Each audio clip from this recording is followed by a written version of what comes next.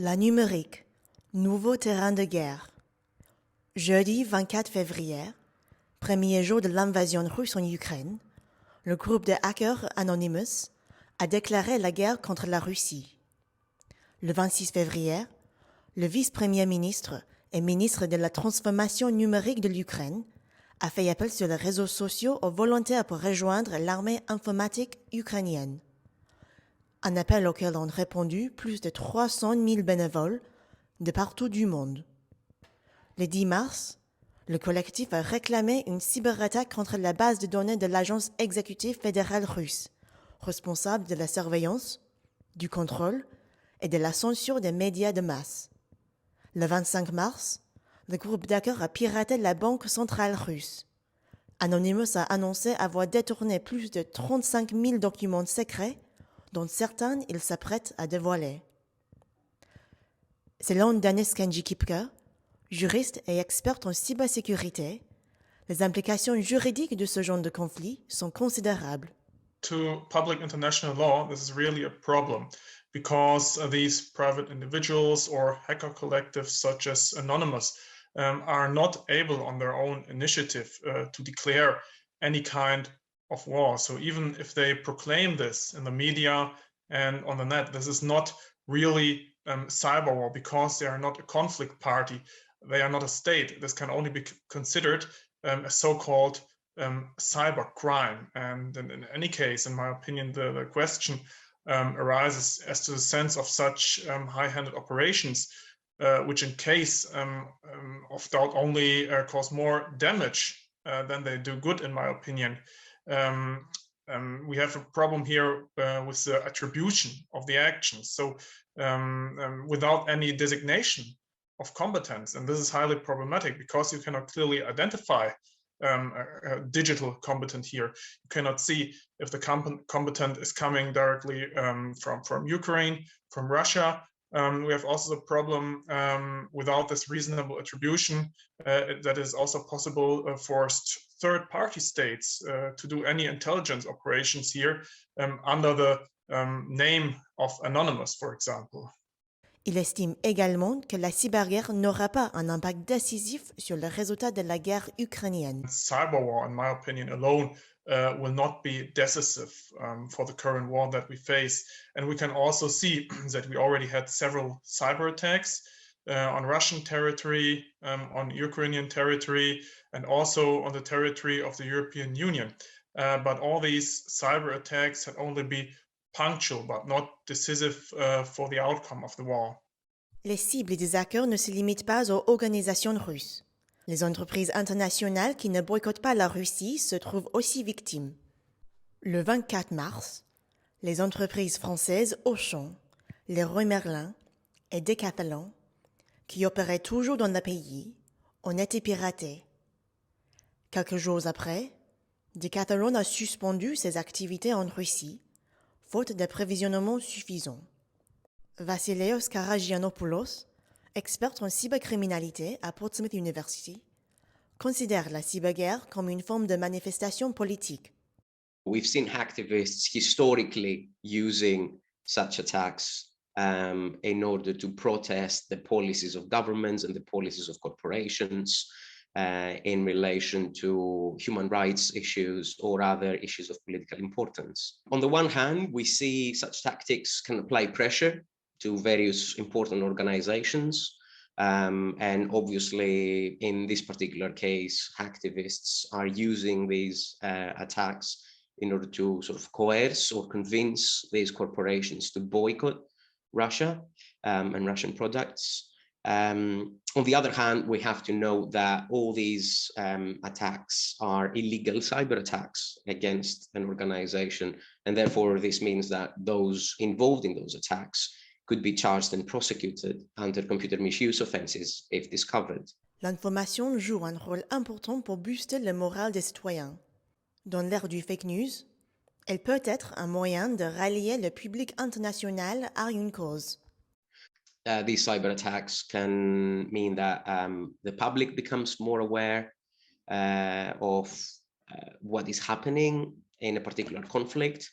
So we've seen, for example, cyber attacks against media outlets in Russia, trying to communicate what is happening in Ukraine to the Russian public in order to bypass Russian censorship in Russian media. Obviously, information, especially in this day and age, is a crucial element of every kind of conflict, political conflict, war conflict.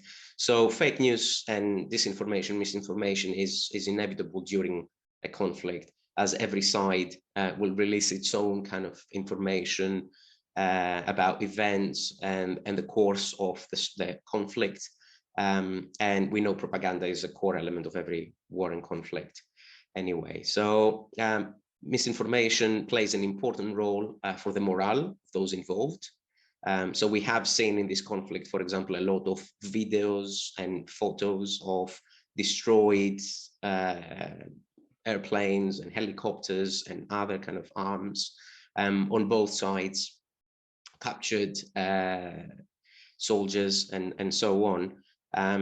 So obviously this not only boosts the morale of whoever has managed to do that or sees that information, but also creates a positive or negative impression for the general public internationally.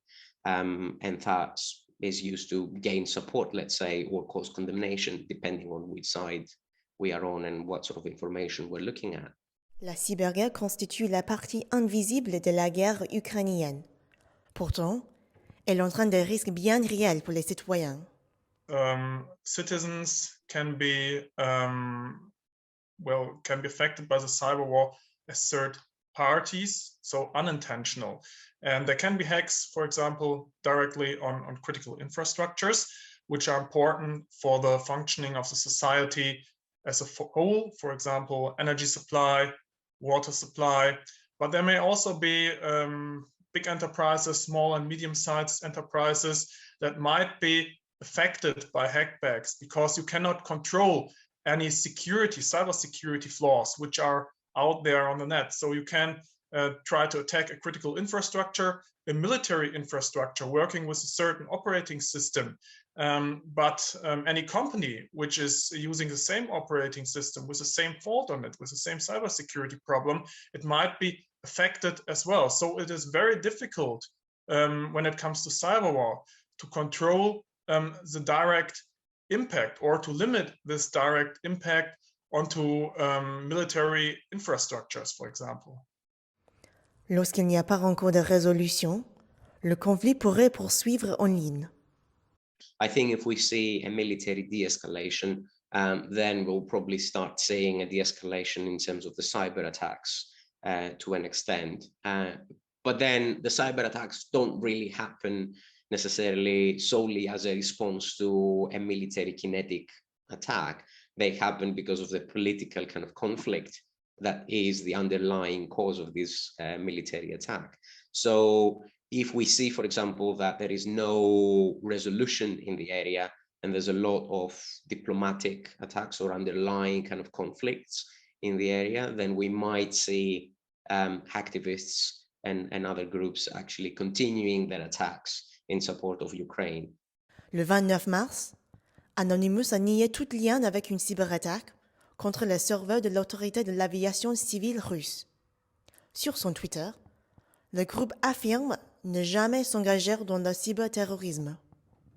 Selon certains Français, les cyberattaques seront une arme de plus en plus utilisée, d'où l'évolution de la cybersécurité au sein des entreprises.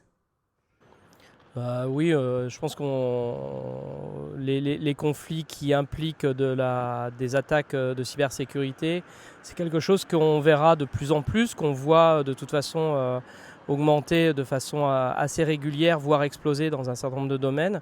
C'est une arme maintenant qui est à part entière capable de mettre à mal un État ou des entreprises privées qui ont un impact sur l'économie. Donc oui, ça, c'est quelque chose qui n'est pas prêt de s'arrêter.